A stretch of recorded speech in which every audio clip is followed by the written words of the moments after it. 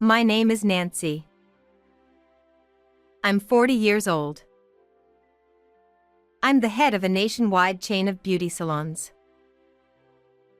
Including part-time staff, about 10,000 employees work hard for us every day.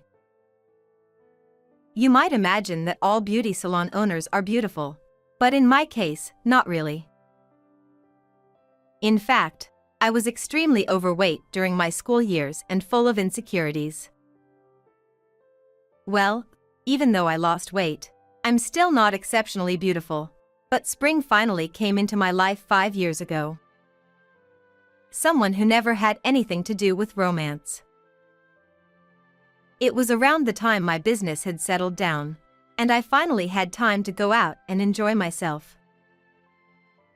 A huge fan of classic cars, I got into my favorite Jaguar and attended what's called a car meet for the first time. That's when I met my ex-husband, Jason. Whoa!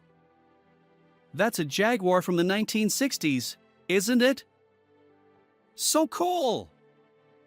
It's got to be worth at least $200,000. Do you run a company or something? Overwhelmed by Jason's excitement and how quickly he started talking to me, all I could say was, yeah, sort of. Jason continued to come on strong, and before I knew it, we somehow ended up getting married. We were in love up until the 4th year of our marriage. The relationship started to turn sour after I voiced concerns about our living expenses. At the beginning of our marriage, we split the costs equally, but gradually, Jason stopped contributing. On top of that, the savings we had started together were dwindling.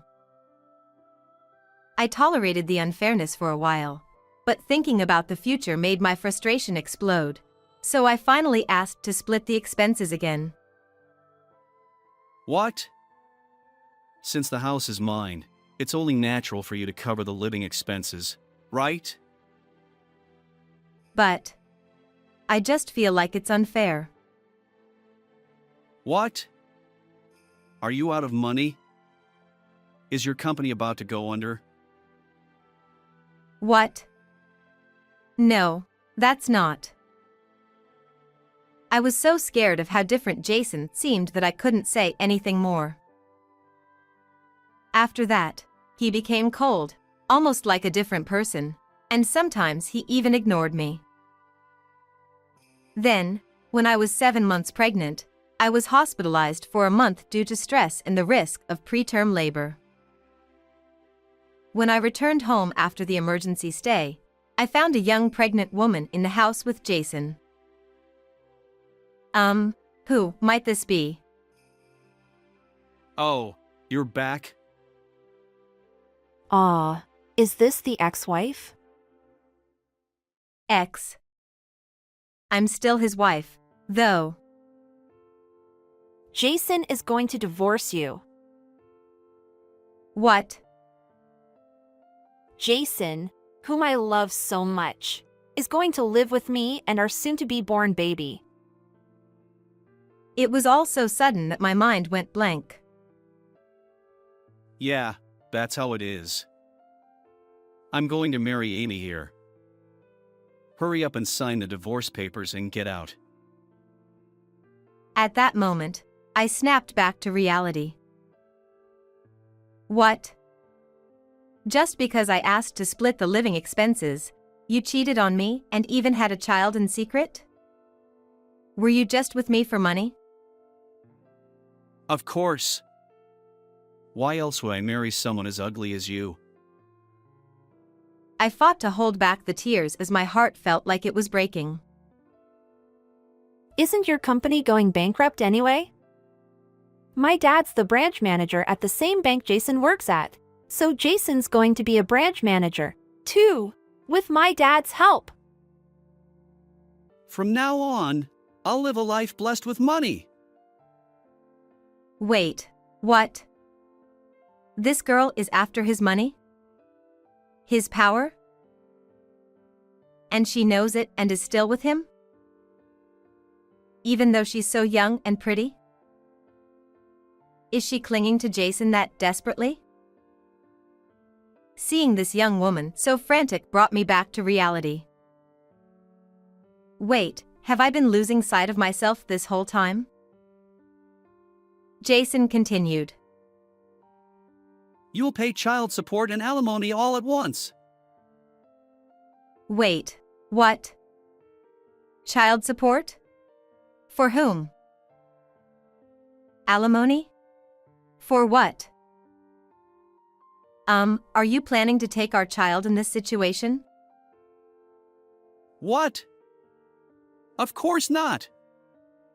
I just thought you'd do whatever I said. But I'm definitely going to demand alimony from you. Alimony? For what? You tricked me into thinking you were rich. That's fraud.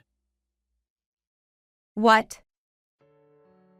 It was so ridiculous I didn't feel like responding anymore. But later, he actually sent me a letter demanding alimony. This could be resolved in a second by our company's lawyer, but what upset me more was the fact that my baby had been born prematurely, and I was in poor health. And so, I resolved to make sure Jason would take full responsibility. A week later, I headed to the bank where Jason worked. Now, it was my turn to fight back. Some might say that a company president wouldn't bother with such petty revenge, but I don't care. I'm human, and I'm a woman. I'm going to make him take full responsibility for the pain he caused me. As soon as I entered the bank, Jason noticed me, his face twisted in annoyance as he hurried over. Hey! What are you doing here? Coming to my workplace like this? Are you trying to stalk me? You really are a sad woman. Huh? I have no business with you. I'm here for the bank. Yeah, right. You're probably planning to complain about me at the counter. He grabbed my arm and started to drag me outside. Ow. Stop it. Let me go. I have an appointment. Appointment? What nonsense. We've got a big client coming in soon, and I don't have time to deal with you. Huh? Get out of here already. As I looked around the bank, I noticed everyone seemed on edge. None of the women at the counters were smiling. Looks like everyone's nervous. Is a big client canceling their account? Don't act like you know anything. It's a $15 million cancellation. There's no way you could understand the pressure we're under. $15 million, huh? That's a big deal. It's too big for you to even imagine.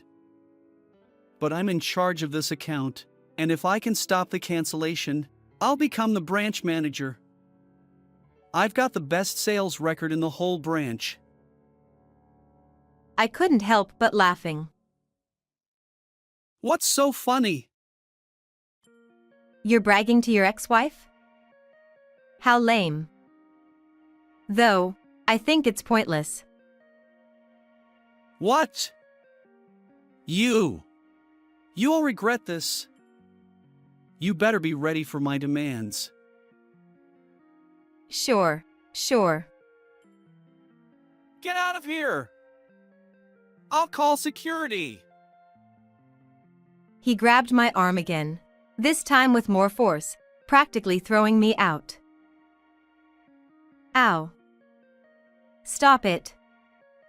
Call the branch manager. There's no way the branch manager is going to deal with someone like you. He doesn't have time for nobodies. At that moment, Nancy, we've been expecting you. It was Harrison, the branch manager. We've been expecting you? What are you up to? Branch manager, could you tell him to let go of my arm? What? Jason, what are you doing to our important client? It seems he mistook me for a stalker. What an insult! Wait, what? What's going on? Jason, escort Ms. Nancy to the meeting room right now. The meeting room? But the big client. Stop dragging your feet and take her there. Jason, clearly confused, reluctantly led me to the meeting room. I don't know what you told the branch manager, but don't drag this out. Get it over with and leave. Not long after, Harrison came in with a pile of documents. Sorry for the wait, Nancy. Oh, Harrison. It's been a while. By the way, since I'm divorced now, I've gone back to my maiden name. Ah, I see. So, what brings you here today? Well, it involves my ex-husband. Oh, that's right. You mentioned your ex worked at this bank. Is he involved with the account cancellation? Hey! Don't drag Harrison into this. I'll throw her out right now. Harrison! What are you talking about? How can you speak so rudely to a client? Do you know Nancy? Not just an acquaintance. Jason here is my ex-husband. Whoa, what? Jason is your ex-husband, Nancy? Harrison's face tightened, a mix of shock and a hint of fear. Wait, so you've been divorced, Jason? Well, I mean, Harrison, as I mentioned on the phone, I'm here to close all of my accounts. Nancy, please, could you wait just a moment? All your accounts together total nearly $15 million. That's a significant amount, and closing them all at once would be a huge blow to the bank. If you don't mind, could you share the reason for this? Maybe we can find a solution. $15 million? You? Wait, what? What? Jason, stop your blabbering. Can't you be quiet for a second? You're the big client I was waiting for? No! No way! She's all talk. Harrison! She's just here to mess with me out of spite. She's broke. I'll call security right now. Enough! Get a hold of yourself. Nancy has been a valued client ever since she started her business. Are you telling me you did something to deserve her anger? No! It's not like that. The reason? Well, my ex-husband already explained it, didn't he? It's because of this attitude. He hasn't shown an ounce of remorse, and since I've decided to sue him, I can't keep my money in a bank associated with him. Sue me? Don't be ridiculous. Jason, I told you to be quiet. Just breathe through your nose. Jason could say nothing. While your bank is certainly reputable, I can't trust my money with an institution where I plan to sue one of its employees. Harrison's shoulders slumped, fully understanding the situation. Jason, apologize to Nancy. Get on your knees and sincerely apologize. Harrison! Why should I? She's the one at fault here. Haha, see? Harrison?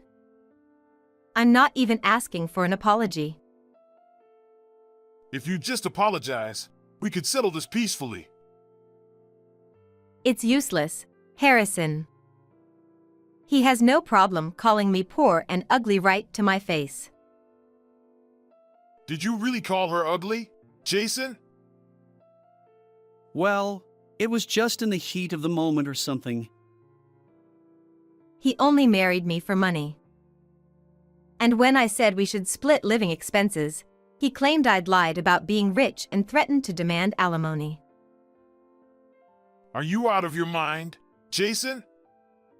You thought she lied about being rich? She's about to move $15 million right now. I, didn't know that. It's laughable. I've never heard of an alimony claim like that. You were that rich? If I'd known, I wouldn't have divorced you. Jason mumbled something under his breath. What did you say? Nothing! I was just saying she always lies. It's annoying. What? I've never lied to you. By the way, I couldn't help but wonder how his lawyer agreed to take this ridiculous case, knowing they're bound to lose. And after we had issues over money, he turned ice cold, even though I was pregnant. He went off and had an affair, even having a child with another woman. An affair? A child? Nancy, stop it! You don't need to. Jason tried desperately to stop me, but I continued speaking. The stress from all of it caused me to go into premature labor. The delivery was so difficult that both the baby and I had complications.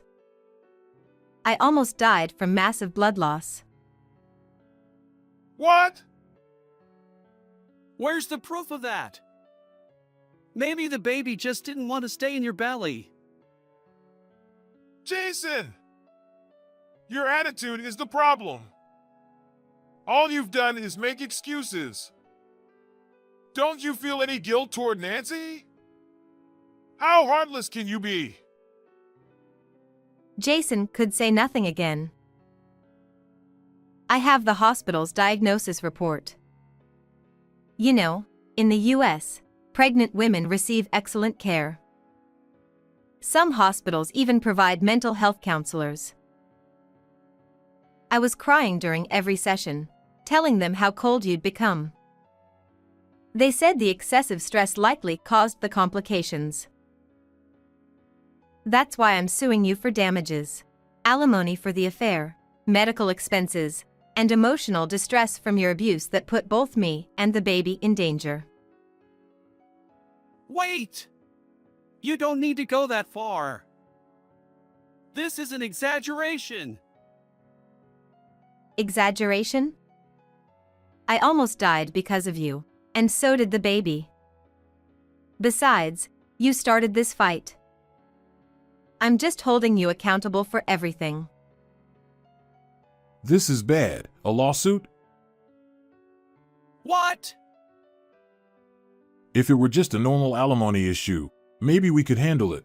But a lawsuit, especially with $15 million at stake. What's going to happen to me? Well, I'm not sure.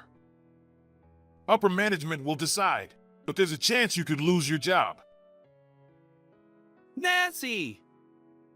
What have you done? You're ruining my life.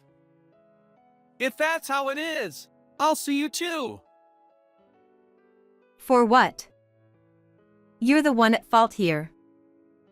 You married me for money, cheated on me, and never apologized. It's pathetic. And to think I let myself be deceived by a man who wore a mask for years. Many people have asked, didn't you see it from the start? But the truth is, I've never been popular. Embarrassingly, I had no ability to see through a man's true nature.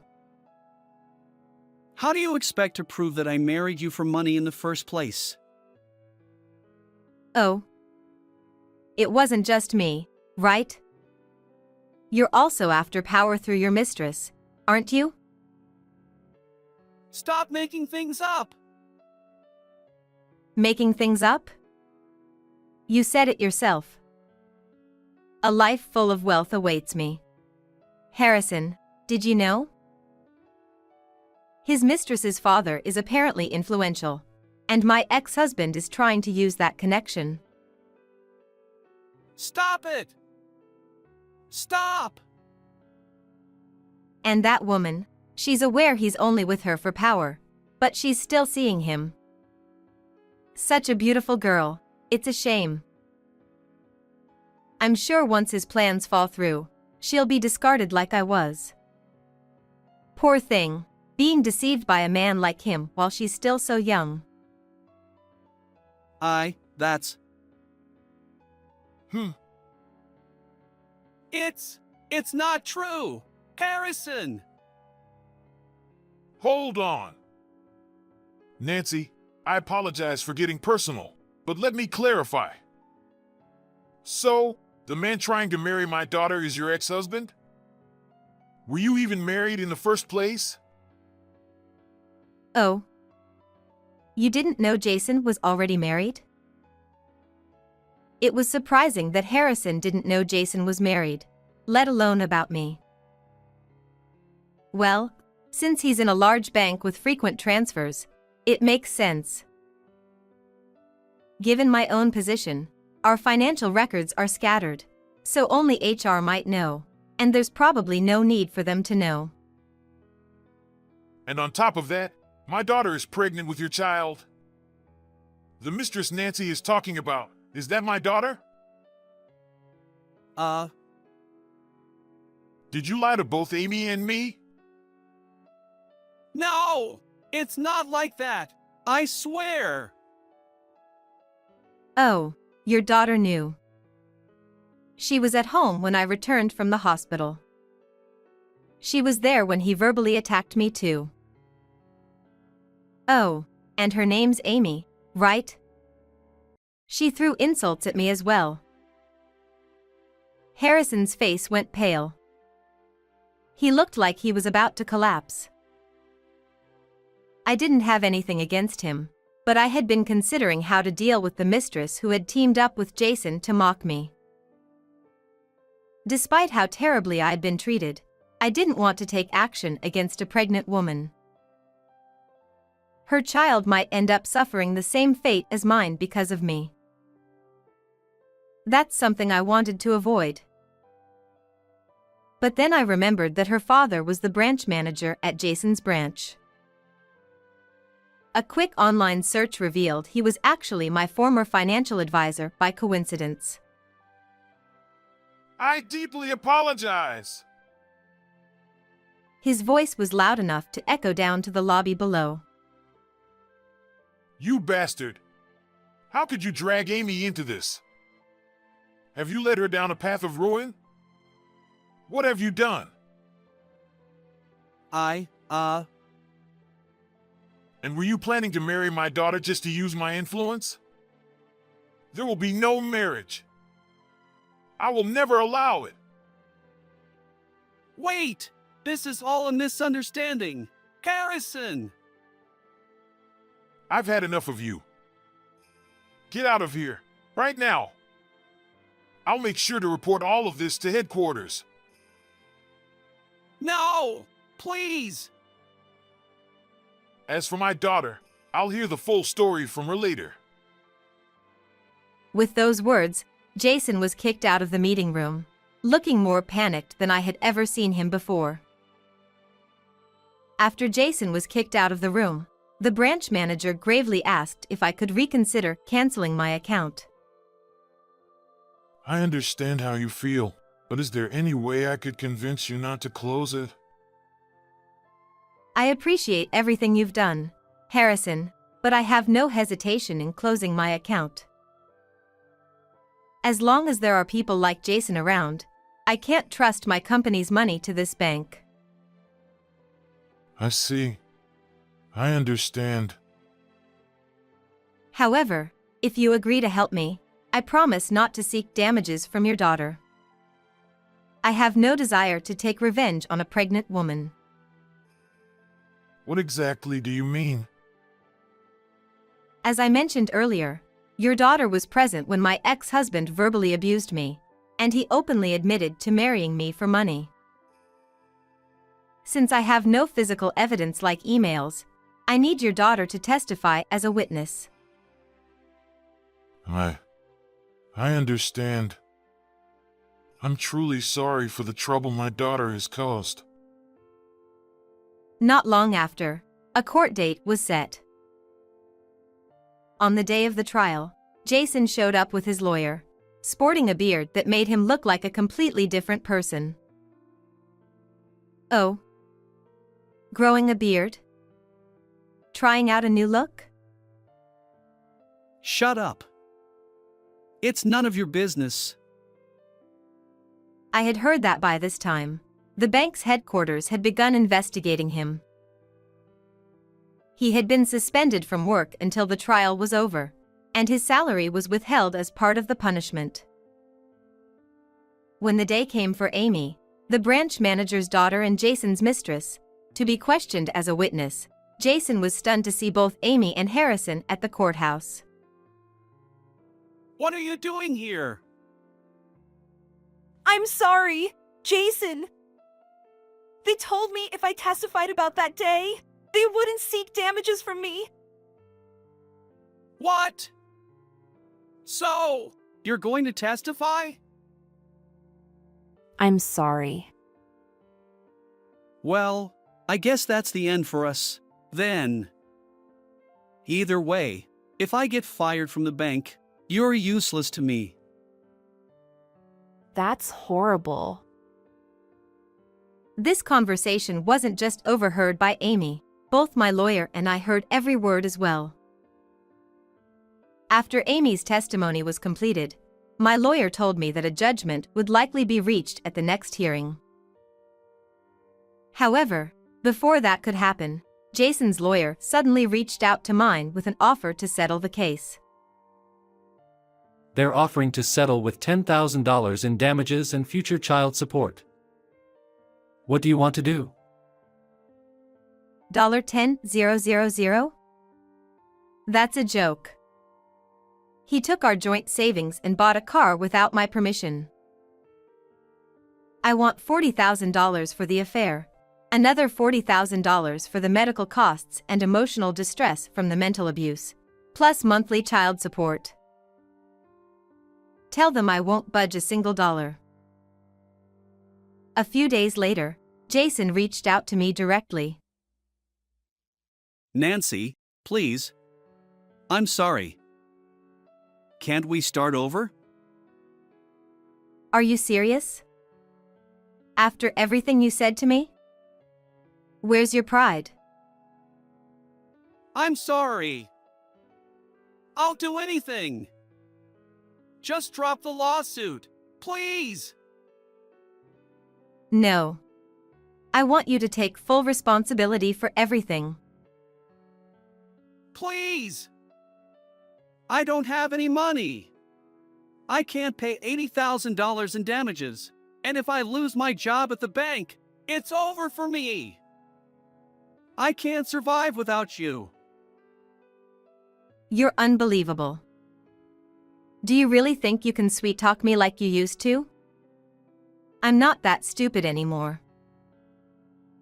Ugh. Oh, by the way, what about that Ferrari you bought? The one with our joint savings? You can sell that and cover nearly $100,000, right? No! Please! Don't make me do that! We could still drive it together. You love cars, don't you? Nice try, but I only like classic cars. No! Amy tricked me. And? What's your point? If anyone was tricking people, it was you. You preyed on women like me. Women with money and power but lacking confidence. You used us. Jason didn't say anything. Oh, and do you remember what you said to Amy in court? About how she'd be useless to you if you lost your job? What? Everyone heard you, Jason. Including my lawyer. What does that mean? Harrison and Amy are planning to sue you for damages too. They consulted with me, and I've introduced them to my lawyer. What? No way! Well, that's your problem now. See you on Judgment Day. With that, I hung up on him. In the end, the court awarded me slightly less than I had hoped for.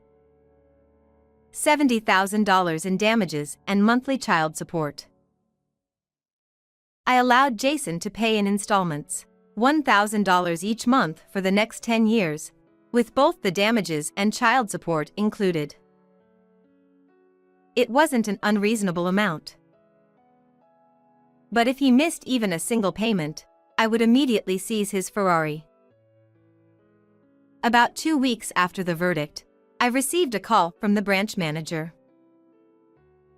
Regarding Jason's punishment, his actions were not only ethically irresponsible, but they also caused significant losses to the bank and tarnished the bank's image and reputation.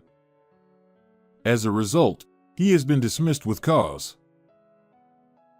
I see. It seems Jason wasn't ready to accept that, though. He even tried to appeal to the Labor Department. Oh. And what happened? Apparently, they laughed at him. They told him it was his own fault. After some discussion between the bank and the Labor Department, his dismissal was upheld. Good. Justice was served. As for my daughter, she cried a lot at first, but now she's focused on the baby and doesn't seem to care about Jason at all anymore. That's good to hear. I'm glad both mother and baby are doing well. Thank you for considering everything throughout this situation. No problem. And, now that Jason is out of the picture, about the account closure, could we maybe reconsider? No. If your daughter wasn't pregnant, I would have held her accountable the same way I did Jason. I refrained from taking direct action because I didn't want to cause harm to the baby. I have no personal grudge against you, but you need to take responsibility as a father. You're absolutely right. The branch manager will likely face some form of punishment, perhaps a transfer or a pay cut. I feel bad dragging him into this mess, but since I can't take action against his daughter directly, this is the next best thing. That aside, I ran into Jason later by pure chance at a local restaurant. It happened while I was out with some executives from my company for a meeting, which was really just a drinking party. Hello, may I take your order? I immediately recognized the voice and looked up. It was Jason. He also noticed me and looked shocked before hurriedly shutting the door to our private room. Everyone else at the table, unaware of our history, was confused, asking, "What was that all about?" 2 minutes later, another staff member came to take our order. Clearly, Jason was too embarrassed to face me. On the way out, I saw Jason from afar. I overheard what seemed to be the manager referring to him as the app guy. At first, I didn't understand, but a coworker explained that Jason was likely using one of those gig apps that let people pick up part-time shifts. I couldn't help but laugh, remembering how Jason used to boast about the wealthy life he would lead. Now, he was working odd jobs through an app. I had heard rumors that he was job hunting, but at his age, over 40, it wasn't easy to find a new career, especially without any real experience. Oddly enough, I felt a slight sense of relief. Despite everything, Jason had once been a man I loved. We were married, and he was the father of my child. Like it or not, Jason had been a significant part of my life. If he had completely fallen apart, I'd probably be questioning myself, wondering how I could have ever ended up with such a man. But seeing him swallow his pride and work these gigs was, in a way, a small redemption for him. As for me, I'm enjoying both my career and motherhood. Raising a child on my own is surprisingly freeing. There's no one to argue with about parenting decisions. And despite being a single mom, I've been receiving quite a lot of romantic attention lately. I used to tell my clients to be confident, but I never applied that advice to myself. I put up walls, convinced that no one would ever love me again. That might be why I couldn't see Jason for what he truly was, why I thought he was my only option. But now, after everything that's happened, I've reclaimed my confidence. My child has given me a sense of worth, and maybe that's why people are noticing me. While I'm focused on raising my child for now, I'm starting to think that once I have a little more room in my life, I might be ready to try dating again. What did you think of today's story? Don't forget to like and subscribe to the channel. And I'll see you in the next video.